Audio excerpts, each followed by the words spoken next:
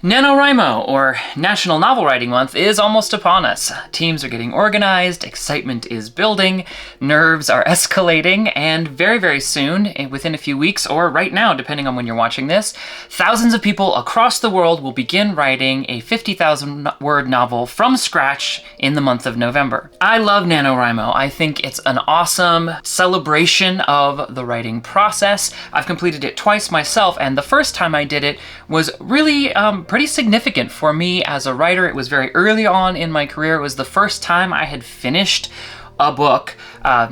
50,000 words wasn't actually enough to get all the way through the book that I was writing, but I hit the 50,000 words and I completed what I set out to do, and it was a huge confidence booster that I really needed at that time in my life. And also of the potential that it has to serve as a disappointment or a stumbling block for a writer who maybe starts out trying to do it, runs into some issues, has problems along the way, and maybe doesn't finish, and then takes that as some kind of a sign that they can't do it, or a discouragement from trying again.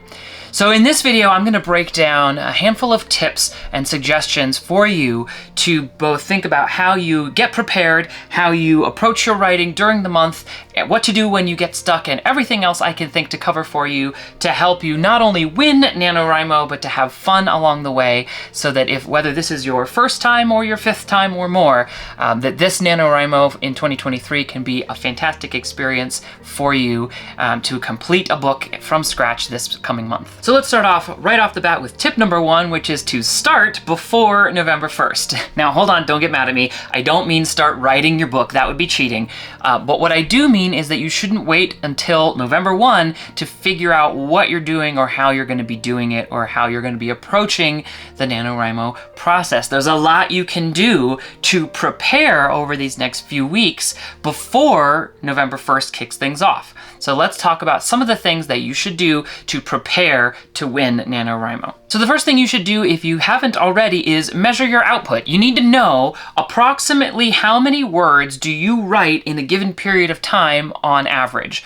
I like 30 minutes as a window. So if you don't know yet what your output is, now's a great chance to find out. Schedule a couple different writing sessions and do it over multiple different days, because some days you're firing great and other days maybe it's a little bit harder. Give yourself a 30-minute window where you do nothing but write, and then measure the words that you are managed to achieve in that time frame and average it, because you want to know for planning purposes about how many words can you put out in a given block of time. For example, for me, I average something like 750 words in a 30-minute sprint. Sometimes it's a little less, occasionally it's a little bit more, but on average, I know that if you give me 30 minutes and I know what I'm working on, I can get about that much done. That's important because the goal of NaNoWriMo is to write 50,000 words over the course of the month. So it really is kind of a formula of words outputted over time invested to know how much writing time are you going to need. How many hours are you going to need to spend writing over the 30 days of November? So if you already know what your typical output is, great, that equips you to make your plan. But if you're not sure yet, then one of the things you should definitely do to prepare is take a couple of sprints and find out. Which leads us nicely into the next step of preparing, which is to plan your schedule. Don't wing it. The 50,000 words in a month output, I will just tell you, it's totally doable, but it is way too much for you to do without much of a plan for when or where or how you're going to do it. So you need to look at your schedule right now. I like to use a time blocking approach where I sit down and I think about my typical week and I block in all the things that are givens in my week. You know, if I need to show up for work, if I have to pick up the kids at a certain time, the stuff that I have to do.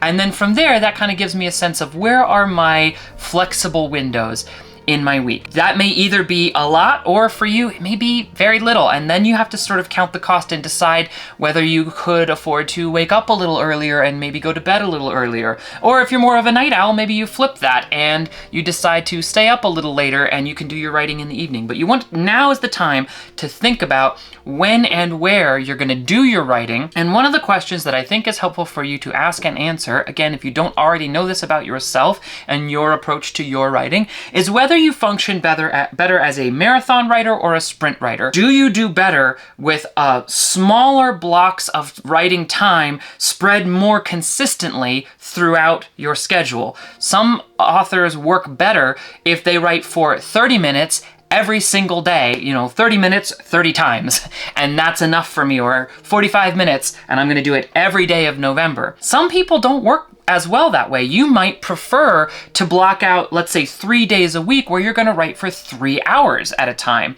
It really doesn't matter how you break your time down as long as you know that you've dedicated enough time to hit your 50,000 word mark, which, going back to the previous point, if you know your output, you can figure out how many hours do I need to distribute in the month of November in order to be confident that I can achieve the 50,000 word goal. But how you break that down is entirely up to you. So don't feel married to one approach or the other. Go with what works best for you. If you already know that, then great. But again, if you're not sure, maybe now's a good time to experiment with that. You have some time, so set aside a 4-hour block of writing, maybe on a Saturday, and give that a shot. And then take another week where you try to show up and write for 45 minutes every single day, maybe in the same time of day. Compare and contrast. See which one works best for you. But however you're going to break it down, you do need to plan your schedule and think about how you're going to fit the time in throughout the course of the month. The next aspect of preparing, which I think is all too easy to skip, is communicate.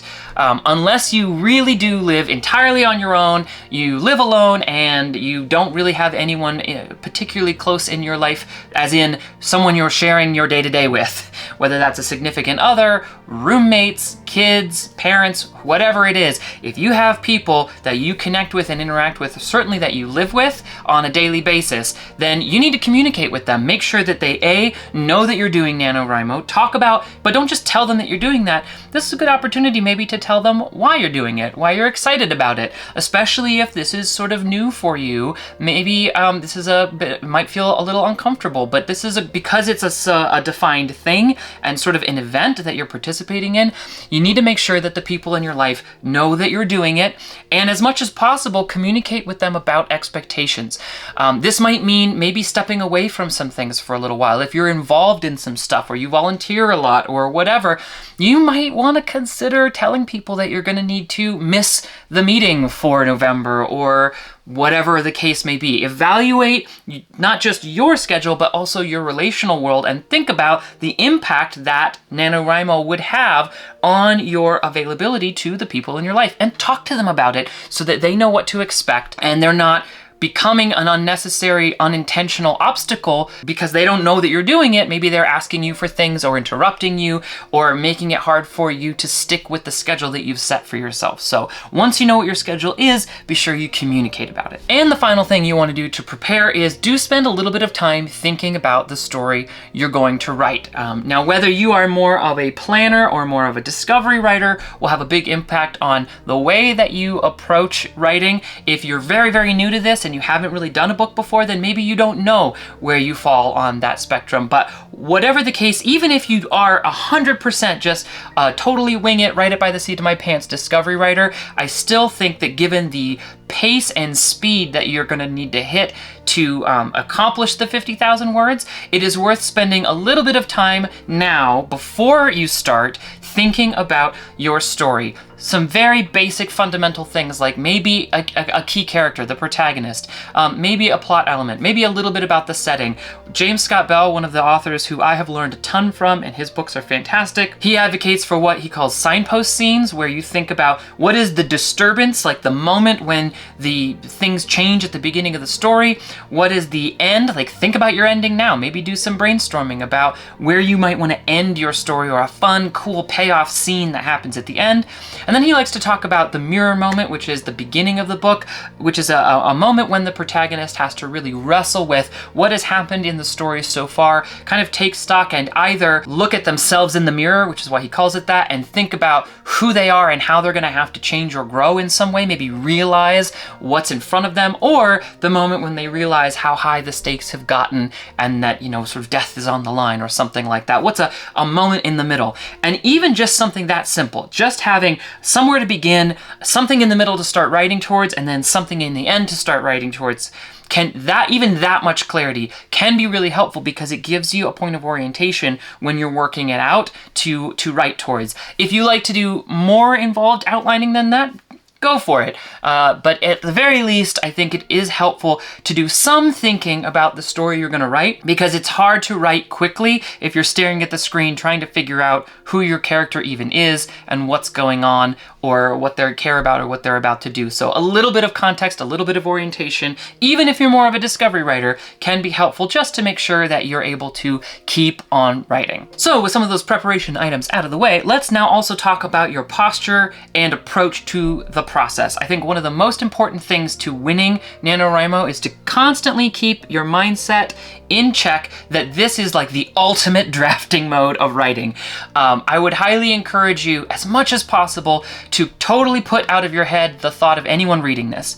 When you're done with NaNoWriMo, you may want to use your book or use your draft. It will definitely need some revisions, but you may also not, or it may need a lot of changes. I used the first book that I wrote, but I needed to do a lot to it.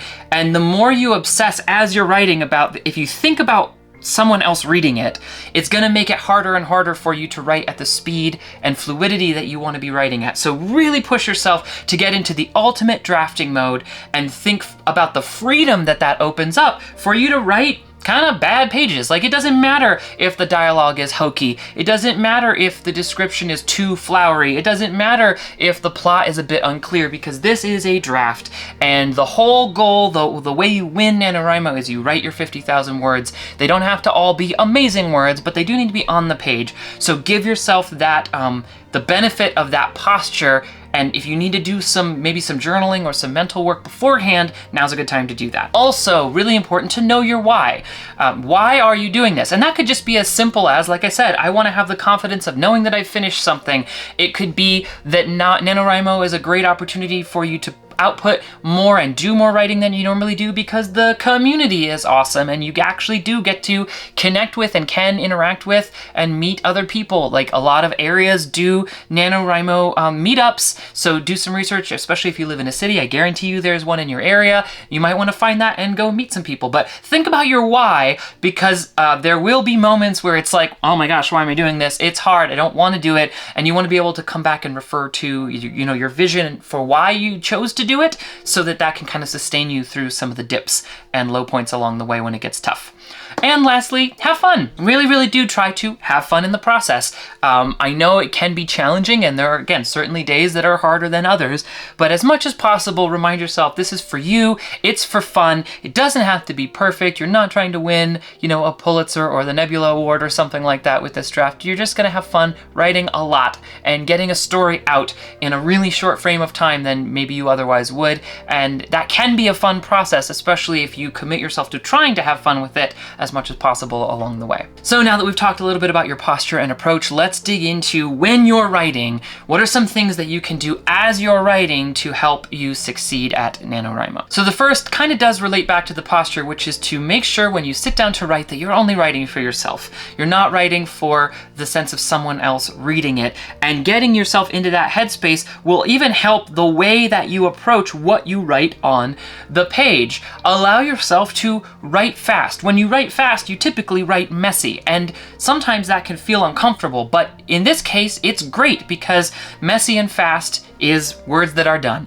Some techniques I really enjoy using, especially for something like this where you're drafting really fast, use placeholders aggressively. You may not have a perfect name for a character.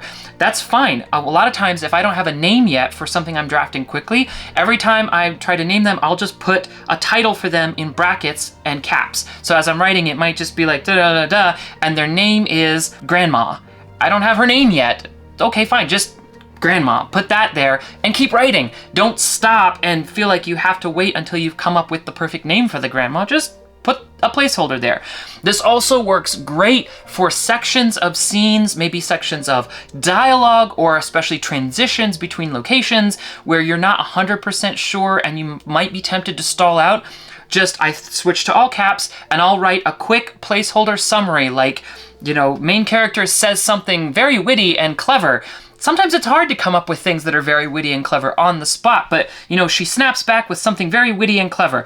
All caps, great. Now you know that later you could come back and fill that in with some very witty and clever dialogue. And if you have it top of mind, then awesome, write that down. But if you don't have it, don't stop trying to spend 20, 30, 40, 50, an hour, more minutes crafting just a perfect sentence or two. Just slap in a placeholder, you know, all caps. They get in the car and drive across town, and while they're driving, they talk about what just happened. Bam. Great. Now keep going. Now you're at the next scene where they get out and they're ready to go rob the bank or whatever it is they're going to do next. Get to that part where you're ready to keep writing. So don't stall, don't stop. Use placeholders as you need to keep you moving, especially for the things that maybe you haven't figured out yet, or you don't have a clear enough handle on what you want to do, and trying to do it word for word would slow you down too much. Similarly, when you're writing, don't delete. The goal of NaNoWriMo is to get 50,000 words done. If you write a paragraph and then you're like, oh, I don't really like that, don't delete it, leave it in.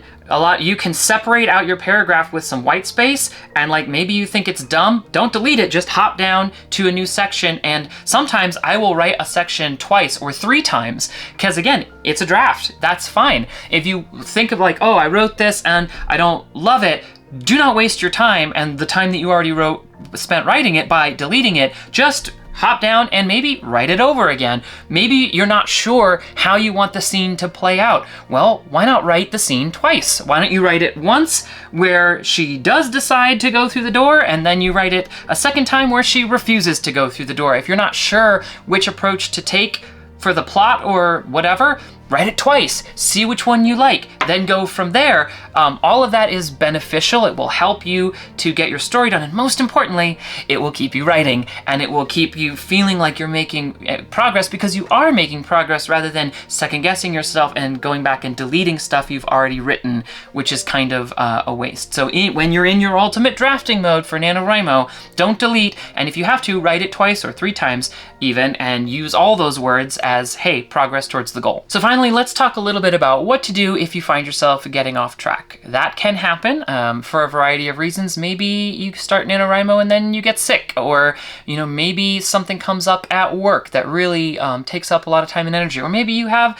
something happen in your life that you weren't expecting that maybe kind of sets you on the back foot emotionally, or requires a lot more time and attention than you were expecting. All of those things can happen. So let me talk a little bit about some things you can do to help buffer and absorb some of those disruptions that might come up along the way. So the first thing that I highly recommend that you do is try to bank extra words whenever you can and track it. On average, 50,000 words over 30 days is 1,667 words per day. On any day where you get that many words done, great, you're exactly on track.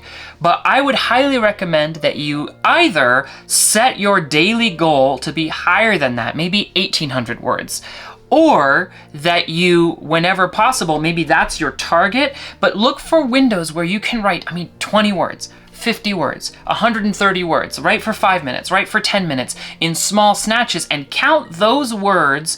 I like to keep track of it as my word bank. So on any day where I write more than 1,667 words, like let's say there's a day where I do well and I write 2,100 words, I will separately I use a spreadsheet to keep track of my word count, but however you like to track your progress, I will actually keep a little running list of how many words over my target am I. So let's say one day I write 50 extra words, and then another I write 220 extra words. Well, then if I have a day where something comes up, maybe I got sick and I have a hard time keeping up, or God forbid I miss an entire day and I don't get any writing done or whatever, then you can kind of pull from your bank of extra words to help make up the difference.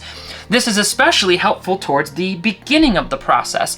Try your best to work ahead earlier on in NaNoWriMo, so that as you go along the way, if you have some days where you fall behind or things crop up, you don't go from keeping exact pace to under the goal. Maybe if you work ahead a little bit, then you've got some breathing room where if you need to adjust, if you need to take a sick day or whatever, you're still on track.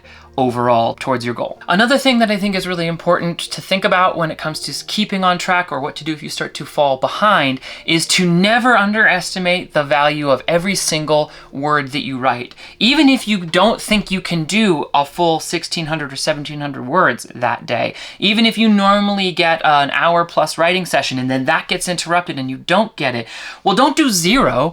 Before you go to bed, write 100 words, write 200 words. Any words you write, even if it's not to hit your goal, that's still a significant drop in the bucket, a significant contribution towards your total.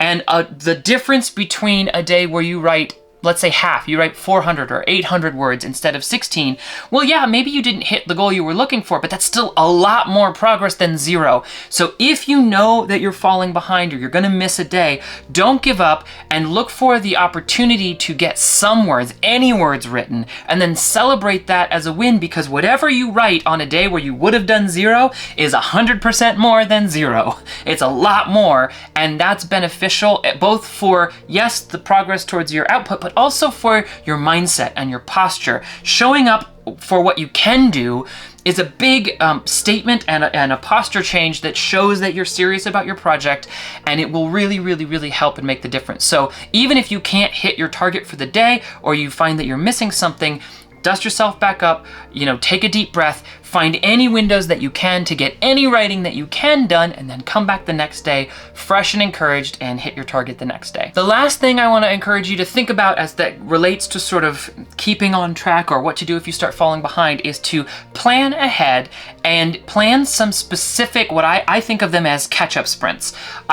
Think about your month and look on the calendar. You've got 30 days, 4 weeks. Think about what you've got going on then and try to identify a couple of days or a couple of spots throughout November that you can book as writing sessions that are not part of the overall plan that you've made for how you're going to hit your 50,000 words. If you're on track when you get to that, great. Then take it and work ahead. Sweet. Let's say maybe you're able to plan and you say, well, on the 9th, I can slot in like a 2-hour extra writing session. That's just a bonus. I'll already have hit my word count for that day. And then, in the afternoon, I can head to a coffee shop and get an extra, and I've got that booked. And then another one on the 11th, and then maybe one on the 21st. So you have those set aside as part of your schedule, but you're not counting on them to hit your word count overall for NaNoWriMo. That way, if you do find yourself falling behind, you already have a little bit of a backstop built in where you know that on that day, maybe you can write an extra 1,000 words or 2,000 words in that extra block that you've set aside for yourself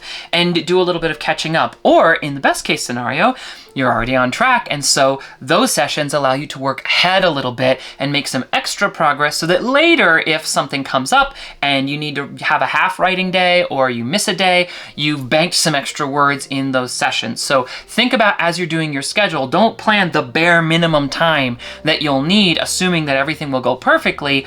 Plan the time that you'll need and then plan some extra time as well so that you have some buffer built in. So hopefully you found those tips helpful and those kind of postures and approaches helpful to you in terms of how you're gonna do your NaNoWriMo. I wish you all the success in the world. If you liked this video, if you found it useful, please do give it a like to help other authors find it.